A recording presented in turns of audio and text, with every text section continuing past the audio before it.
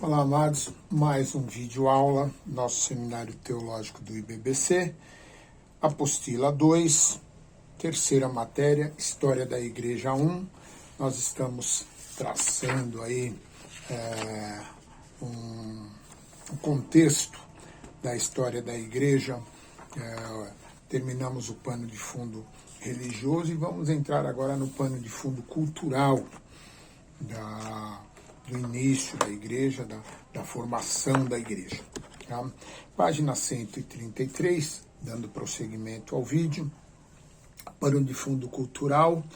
O contexto cultural do Novo Testamento foi formado no período interbíblico, com a predominância da cultura grega, através de sua filosofia, das artes e do idioma. Entre as literaturas que surgiram nesse período antes do Novo Testamento, a Septuaginta foi a mais importante porque atenderia à necessidade dos judeus da diáspora de lerem as escrituras hebraicas no idioma que eles conheciam. O helenismo foi um período de influência da cultura grega sobre o mundo conquistado por Alexandre o Grande. A cultura helênica, que incluía a filosofia, as artes e o idioma koiné, foram implantados em grandes cidades e moldou o estilo de vida de seus moradores. Alexandre fundou 70 cidades, moldando-as conforme o estilo grego.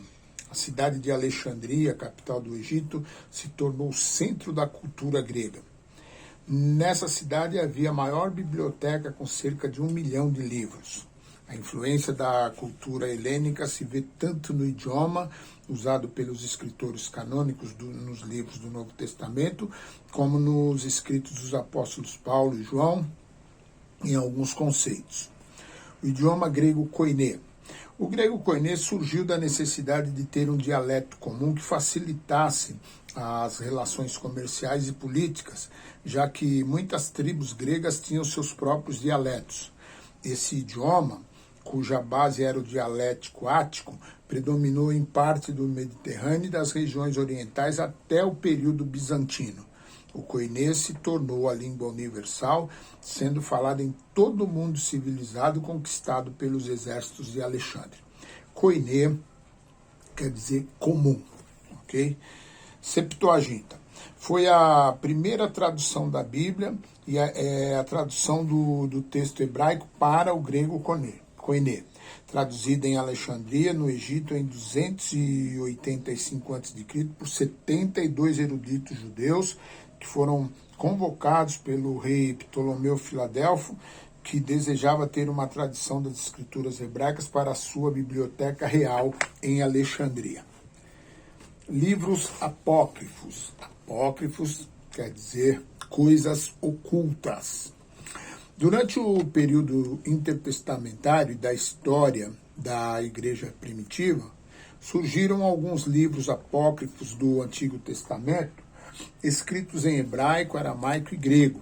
Esses livros, porém, não foram considerados inspirados por Deus e foram reputados como não canônicos. Livros pseudepígrafos, falsamente escritos. Os livros pseudepígrafos surgiram no mesmo período que os apócrifos, sob a alegação de que seus autores foram personagens do Antigo Testamento.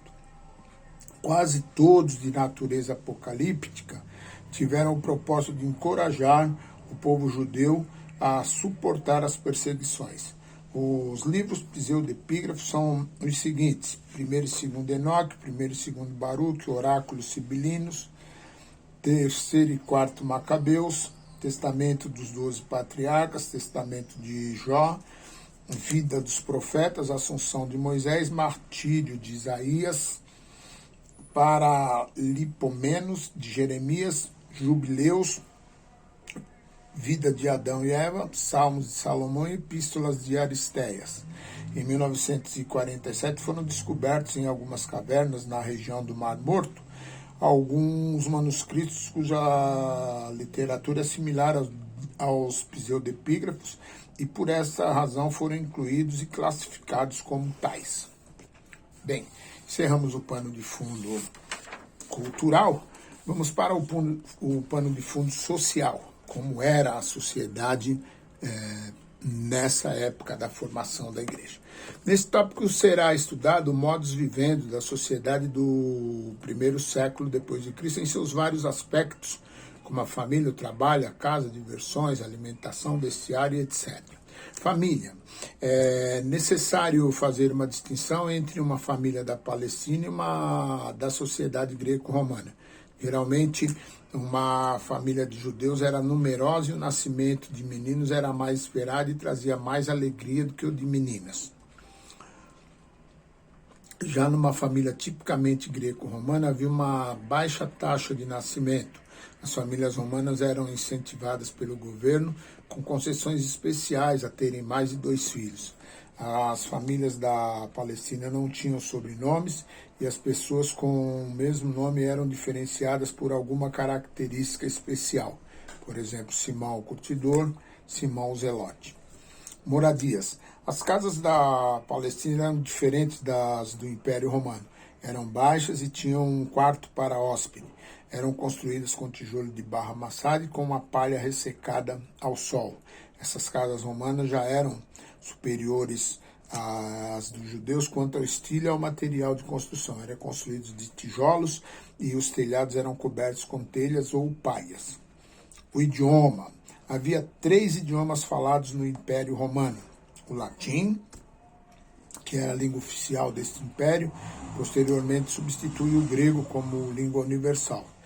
O aramaico era a língua falada predominantemente na Palestina, juntamente com o hebraico. Mas o grego sobrepujava essas duas em importância porque era mais universal e era a língua do comércio e da filosofia. Provavelmente Jesus e os discípulos eram trilíngues, falavam o hebraico, o aramaico e o grego. Trabalho.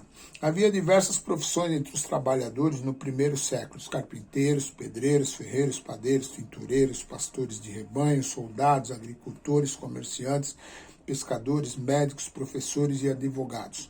Alguns trabalhadores chegaram a organizar seus sindicatos para representar os direitos de seus empregados junto aos patrões.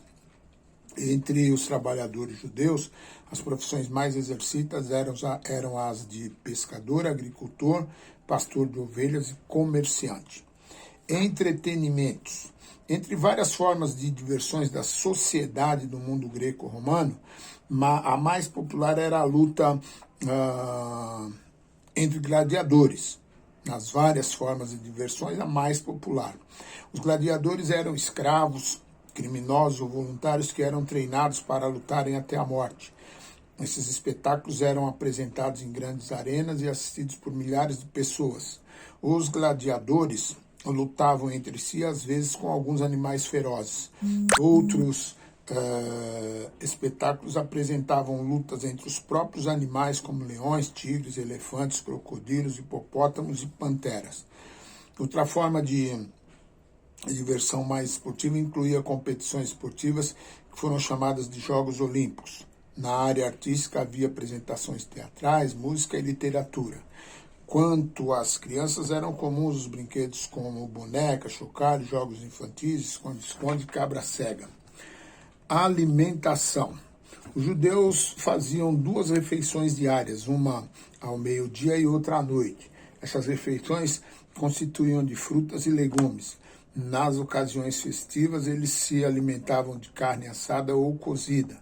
Na ausência de carne, se utilizavam de peixes. Quanto à postura, para fazer a refeição nas ocasiões formais, os judeus se reclinavam em divãs acolchoados ou em outras ocasiões informais, eles ficavam sentados. Os vestuários e as modas. A semelhança entre as vestes masculinas e femininas eram grandes, e a diferença consistia no comprimento dos vestidos e na finura do material usado. As vestes masculinas, que geralmente eram brancas, se prolongavam até os joelhos e eram presas na cintura por uma cinta. Os cabelos dos homens judeus eram curtos e ostentavam barbas. As vestes femininas eram mais compridas que as dos homens e eram coloridas. Suas vestes ocasionalmente eram adornadas com ouro ou prata. Seus cabelos eram compridos e as mulheres judias usavam véu sobre a cabeça, mas deixavam o rosto descoberto. As mulheres, como também os homens, costumavam tingir os cabelos para disfarçar os cabelos grisalhos. As pinturas e ornamentos como brincos e pendentes de nariz eram comuns. Vamos lá então para uma das muitas religiões da época. Judaísmo. Jesus e a maioria de seus discípulos eram judeus. O cristianismo surgiu dentro do judaísmo. Por esses motivos é importante entender a religião judaica e seus conceitos que foram pano de fundo para a religião cristã. Origem e desenvolvimento. O sistema da religião judaica, o judaísmo, se originou durante o exílio babilônico e se desenvolveu no período intertestamentário. Após a invasão da Babilônia e a destruição do Templo de Jerusalém, os judeus sofreram um duro golpe e tiveram que desenvolver sua religiosidade em terra estrangeira sem os templos. Instituições religiosas. O ambiente religioso judaico era formado por 3 instituições: o templo, as sinagogas e os sinédrios. Cada uma delas teve uma importância fundamental para a religiosidade judaica. O templo, com a reconstrução do templo, sacrifícios prescritos pela lei puderam ser oferecidos. Os utensílios e vasos sagrados voltaram a ocupar o seu lugar no templo sagrado, com exceção da Arca da Aliança, que estava desaparecida ou fora destruída em algum momento após a destruição do primeiro templo em 586. A sinagoga. Não se tem absoluta certeza quanto à origem das sinagogas, se foi no exílio na Babilônia ou mais tarde no período intertestamentário. Mas a sinagoga, a assembleia, o lugar de reunião, não foi construída para substituir o templo, mas se tornou um local para reuniões de oração, leitura e ensino das escrituras que eram oferecidos pelos escribas. O sinédrio, do termo grego sinedrion, significa sentados juntos, porque os membros se assentavam em semicírculo. Em algumas versões, o termo utilizado é traduzido por concílio. O sinédrio tinha um caráter legislativo, judiciário e religioso. Judaísmo palestino e judaísmo helenístico. O judaísmo do primeiro século estava localizado em 2 pontos geográficos, Palestina e Império Romano. Os exilados que voltaram da Babilônia para Jerusalém eram numericamente bem inferiores em relação aos que ficaram na Babilônia e outras regiões como Egito, Pérsia, Grécia e Roma. A essa distribuição dos judeus por várias partes deu-se o nome de diáspora ou dispersão, que teve início no Egito na época do profeta Jeremias. Judaísmo palestino. A Palestina, que pela sua posição geográfica ficava numa encruzilhada de grandes rotas comerciais e embates políticos, foi não somente o berço do judaísmo, como também do cristianismo. Os judeus da Palestina falavam o aramaico e organizaram algumas seitas como a dos fariseus e saduceus. O culto teve no templo em Jerusalém o centro da sua devoção religiosa. Nós encerramos então na página 139 e voltamos no próximo vídeo com o judaísmo dando sequência a esse pano de fundo religioso na página 140 com o judaísmo helenístico. Ok? Boa aula, Deus abençoe a todos.